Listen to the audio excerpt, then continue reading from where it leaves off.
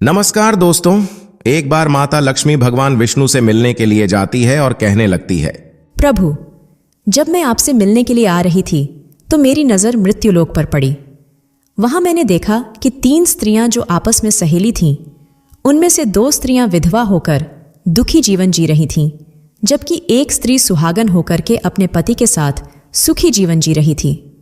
प्रभु, यह बात मेरी समझ में नहीं आई, इसलिए मेरे मन में 3 प्रश्न उठने लगे। अब मैं आपसे यह चाहती हूं कि आप मेरे तीनों प्रश्नों के उत्तर देकर कि मुझे संतुष्ट करने की कृपा करें।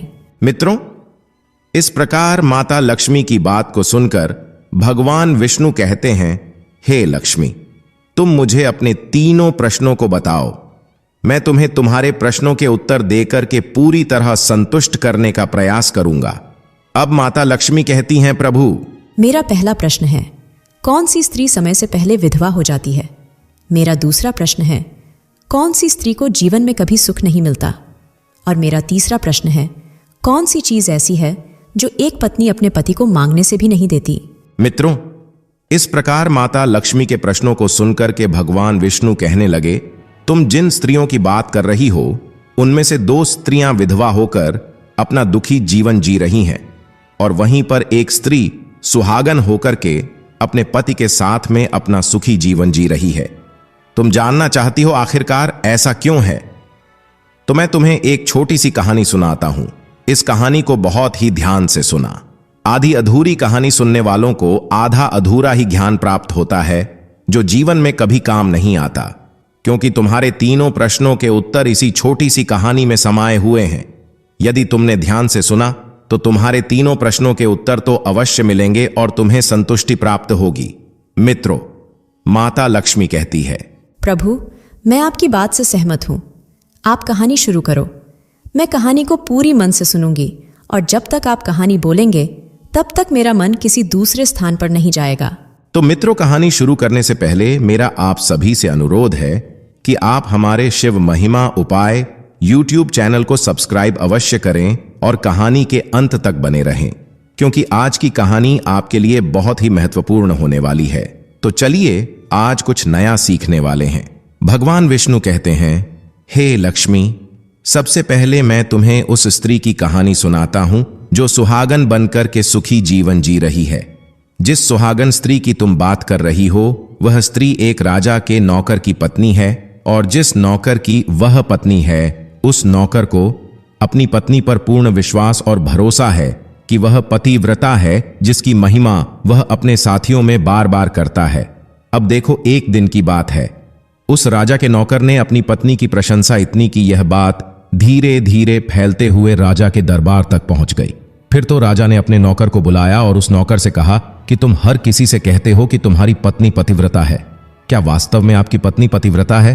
क्या आपको पूर्ण विश्वास है? इस प्रकार राजा की बात सुनकर के नौकर कहने लगा, महाराज, मुझे पूरा विश्वास है, और पूरे से भी आगे विश्वास है कि मेरी पत्नी पूरी तरह पतिव्रता है। अब इस समय पर राजा का महामंत्री कहने लगता है, यदि मैं तेरी पत्नी का पतिव्रत धर्म खंडित कर दूं तो तुझे क्या सजा मिलनी चाहिए? फिर तो नौकर ने कहा, यदि तुम मेरी पत्नी का पतिव्रत धर्म खंडित कर देते हो तो महाराज मुझे फांसी लगा देना। अब उधर वह राजा का नौकर भी मंत्री से कहता है, यदि महाराज यह मेरी पत्नी का पत्नीव्रत धर्म खंडित नहीं कर पाए तो इनको सजा क्या मिलनी चाहिए? तो राजा ने कहा कि मंत्री को भी फांसी की सजा दी जाएगी। फिर भगवान विष्णु कहते हैं, लक्ष्मी मंत्री ने स्वीकार कर लिया और नौकर से पूछा कि क्या वस्तु लाऊं जिसे तू माने कि मैं तेरी पत्नी का धर्म खंडित करने में सफल हुआ? नौकर ने कहा, मंत्री, यदि तुम मेरे घर से जाकर के मेरे विवाह के समय पर मुझे एक पटका मिला था और एक कतार मिली थी, वह मेरी पत्नी ने बहुत ही संभाल कर रखी है, जो सुहाग की निशानी मानी जाती है। यदि तू पटका और कतार लाकर मुझे दिखा दे तो मैं मान जाऊंगा कि मैं मेरी पत्नी का धर्म तूने पूरी तरह नष्ट कर दिया है। अब शर्त स्वीकार हो जाने के बाद में वह मंत्री शहर में जाता है और एक दूती से जाकर मिलता है। वह धोती हमेशा एक दूसरे से भिड़ने का काम करती थी, और जो काम कोई नहीं कर पाता वह काम करने में वह सक्षम थी। फिर इस प्रकार उस मंत्री ने उस धोती को अपने स्वार्थ के लिए बुलाया और द्वितीय से कहा कि देखो, इस नाम का एक व्यक्ति है। एक व्यक्ति उससे मेरी शर्त लगी है। और फिर उसने उसे शर्त के बारे में उसको सारा कुछ बता दिया। फिर वह धोती से कहने लगा, तू कैसे भी करके उस स्त्री से मेरा संपर्क करवा दे, तुझे जितना धन चाहिए मैं उतना धन दूंगा। इस प्रकार मंत्री की बात सुनकर के दूती कहने लगी, भाई तू उस औरत के बारे में बात मत कर, वह औरत पूरी तरह से पतिव्रता है, तेरी ओर थूकेगी भी नहीं, तेरी शक्ल भी नहीं देखेगी, और उनके परिवार के व्यक्ति खूंखार है, तेरी खाल उतार लेंगे। तो मंत्री कहने लगा, ठीक है, यदि तू मेरा उससे संपर्क नहीं करवा सकती है तो एक काम कर दे, उसके घर जाकर के पटका और कतार चुरा कर ला दें, और उसकी पत्नी के गुप्तांग के पास में यदि कोई चिन्ह हो तो वह चिन्ह भी मुझे दे करके बता दे, फिर मैं तुझे मुंह मांगा इनाम दूंगा। यह बात दूती की समझ में आ गई और उसने कहा, ठीक है, मैं तुम्हारा काम अवश्य करूंगी। नौकर शहर में रहता था। धोती नौकर के घर जाती है, उसकी पत्नी से जाकर बोलता है, बेटी मैं तेरी पति की बुआ हूं, मैं कई वर्षों के बाद आई। फिर उस स्त्री ने कहा, मैंने आपको पहले कभी देखा नहीं, इसलिए पहचान नहीं पाई। और इस प्रकार उस धोती को उस नौकर की पतिव्रता स्त्री ने बहुत बड़ा सम्मान दिया, मगर उसे क्या मालूम था कि यह उसके साथ में छल करने आई है। अब भगवान विष्णु कहते हैं, लक्ष्मी। इस प्रकार वह धोती उस पतिव्रता स्त्री के साथ में 2 दिन तक रुकी। जिस समय वह स्त्री स्नान करने लगी तो धोती उठ करके उस पतिव्रता के कमर रगड़ने लगी। उस पतिव्रता स्त्री ने बहुत मना किया, फिर भी वह धोती नहीं मानी और कहने लगी, तुम मुझे तो बेटी से भी प्यारी लगती हो, तो मना मत करो। काफी दिनों के बाद में मेरी तुम्हारी मुलाकात पहली बार हुई है। अब ऐसा कहकर के वह धोती मुख पर हाथ फिराने लगी। फिर आंखों को धोने के बहाने से उस द्युति ने उसे पतिव्रता स्त्री की आंखों पर पानी मार दिया और उस स्त्री की आंखें बंद हो गईं। इस प्रकार गुप्तांग के पास में जांघ पर तिल था, जो द्युति ने देख लिया। बस उसका काम बन गया।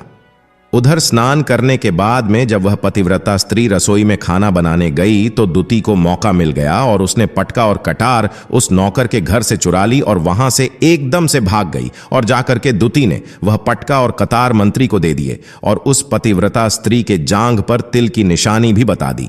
मंत्री सीधा राजा के दरबार में पहुंचा और राजा से जाकर कहा, महाराज, मैं नौकर की पत्नी के साथ में 2 दिन बिताए और यह पटका तथा कतार उसी के हाथों से लेकर आया हूं। फिर तो राजा ने दरबार लगाया और नौकर को बुलाया तथा महामंत्री से सभा में पटका और कतार नौकर को दिखाने के लिए कहा। फिर राजा की आज्ञा पाकर के मंत्री ने उस नौकर को पटका और कतार दिखाई और उसकी पत्नी की जांघ पर तिल भी बताया। तो नौकर मान गया कि वास्तव में आज मेरी पत्नी ने अपना पतिव्रत धर्म पूरी तरह से भंग करवा लिया। भगवान विष्णु कहते हैं, लक्ष्मी। फिर तो राजा ने फांसी का दिन 15 दिन के बाद में रख दिया और कहा कि नौकर को 15 दिन के बाद में फांसी पर चढ़ाया जाएगा। और इस प्रकार से नौकर से उसकी अंतिम इच्छा पूछी तो नौकर ने कहा कि मैं अपनी पत्नी से अंतिम बार मिलना चाहता हूं। इस प्रकार राजा ने उस नौकर को आज्ञा दी कि ठीक है, तुम अपनी पत्नी से मिल सकते हो। फिर नौकर अपने घर गया और अपनी पत्नी से कहा कि आप मेरे साथ में बहुत बड़ा विश्वासघात किया। मैंने आपके विश्वास पर मंत्री से ऐसी शर्त लगाई थी कि राजा के दरबार में राजा के सामने मैंने कहा था कि मेरी पत्नी का पतिव्रत धर्म कोई नष्ट कर दे तो मुझे फांसी लगा देना। अब मुझे 15 दिन के बाद में फांसी लगा दी जाएगी। मेरे साथ विश्वासघात करके तुमने ठीक नहीं किया। उसे पतिव्रता स्त्री ने अपने पति को सारी बात बताई, मगर उस विश्वास नहीं हुआ। और फिर नौकर राजा के दरबार में पहुंचा तो राजा फिर उसे कैद में डलवा दिया गया। अब उधर नौकर की पतिव्रता धर्मपत्नी ने परमात्मा को याद किया और अपना भेष बदल करके राजा के दरबार में गई और राजा से नाच दिखाने की आज्ञा मांगने लगी, क्योंकि वह स्त्री बहुत ही सुंदर थी और उधर राजा शौकीन होते हैं। इसलिए राजा ने आज्ञा दे दी कि सभी मंत्री आदि उपस्थित होकर के इस सुंदरी का नाच करवाने की पूरी व्यवस्था करें। भगवान विष्णु कहते हैं, लक्ष्मी। फिर तो सब मंत्री, महामंत्री राजा आदि दरबार में उपस्थित हुए और फिर उस नौकर की धर्मपत्नी ने जब नाचना शुरू किया तो राजा को उस स्त्री का नाच बहुत ही सुंदर लगा।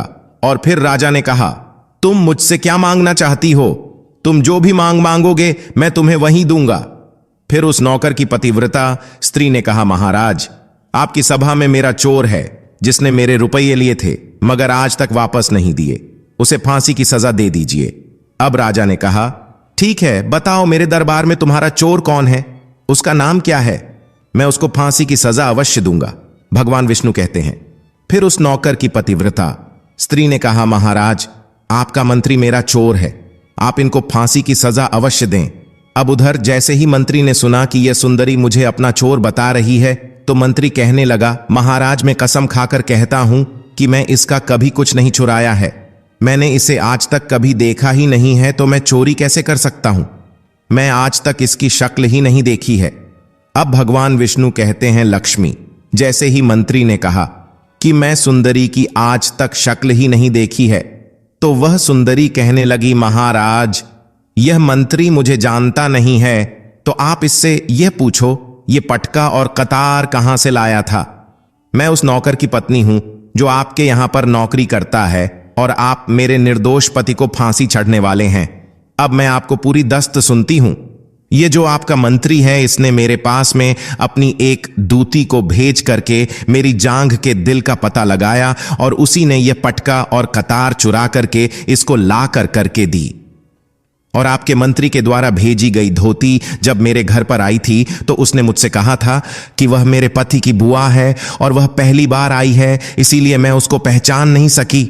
और महाराज, जिस प्रकार मैंने उस स्त्री को अपने यहां पर बहुत बड़ा सम्मान दिया और अपने घर पर उसके ठहरने की व्यवस्था की, और इस प्रकार उस नौकर की पतिव्रता स्त्री की बात को सुनकर के राजा ने दूती को बुलाया।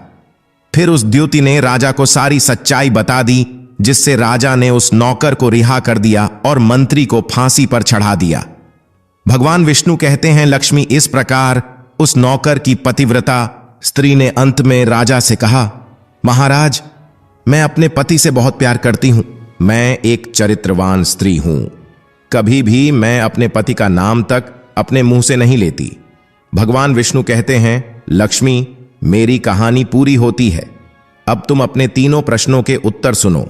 तुम्हारा पहला प्रश्न था, कौन सी स्त्री समय से पहले विधवा हो जाती है? तो जो स्त्रियां अपने पति का नाम लेती हैं, वह समय से पहले विधवा हो जाती है, क्योंकि पति का नाम लेने से पति की उम्र कम हो जाती है और समय से पहले ही उनके पति की मृत्यु हो जाती है। ऐसी स्त्रियां जो पति का नाम लेती हैं, समय से पहले ही विधवा होकर के दुखी जीवन जीती है। बस यही राज की बात है कि तुम जिन 3 सहेलियों की बातें कर रही थीं, उनमें से 2 विधवा थीं और एक यह 9 की पत्नी थी जो पतिव्रता स्त्री थी।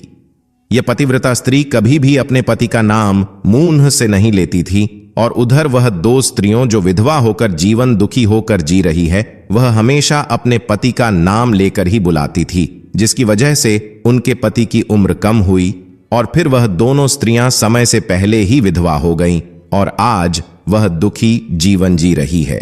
इसलिए कभी भी स्त्रियों को अपने पति का नाम अपने मुंह से नहीं लेना चाहिए। अब तुम्हारा दूसरा प्रश्न था, कौन सी स्त्री को जीवन में कभी सुख नहीं मिलता है? तो समझ लो, जो स्त्रियां अपने पति के बिना अनुमति के किसी तीर्थ स्थान या उत्सव में जाती हैं, उनके जीवन में कभी सुख नहीं आता। ऐसी स्त्रियां जीवन पर दुखी रहती हैं और उन्हें पति का कभी प्रेम नहीं मिलता। भगवान विष्णु कहते हैं, लक्ष्मी, तुम्हारा तीसरा प्रश्न था कि ऐसी कौन सी चीज है जो एक पत्नी अपने पति को मांगने से भी नहीं देती? तो समझ लो, वह चीज गाली है। एक चरित्रवान स्त्री कभी अपने पति को गाली नहीं दे सकती, और जो स्त्री गाली देती है वह स्त्री कभी चरित्रवान नहीं होती, और ऐसी स्त्री जीवन भर रोती है। उसके जीवन में कभी सुखी नहीं आती, और समय से पहले ही ऐसी स्त्री विधवा हो जाती है। मित्रों, इस प्रकार कहानी सुनने के बाद में माता लक्ष्मी पूरी तरह से अपने तीनों प्रश्नों से संतुष्ट होकर कहती हैं, प्रभु, वास्तव में जो स्त्री चरित्रवान होती है वह कभी दुखी जीवन नहीं जीती है, क्योंकि ऐसे घर में लक्ष्मी का सदा वास होता है और वह घर धन धान्य से हमेशा भरपूर बना रहता है। ऐसी स्त्रियां हमेशा घर को स्वर्ग बना देती हैं। तो दोस्तों, यदि आपको यह वीडियो पसंद आई हो तो प्लीज आप हमारे चैनल शिव महिमा उपाय को सब्सक्राइब अवश्य करें, वीडियो को लाइक करें, और दोस्तों, सच्ची श्रद्धा से कमेंट में जरूर लिखें, जय श्री राम, जय हनुमान। साथ ही देवों के देव हर हर महादेव सदैव आप पर अपनी कृपा बनाए रखें। प्रिय मित्रों, वीडियो को अंत तक देखने के लिए धन्यवाद। हर हर महादेव।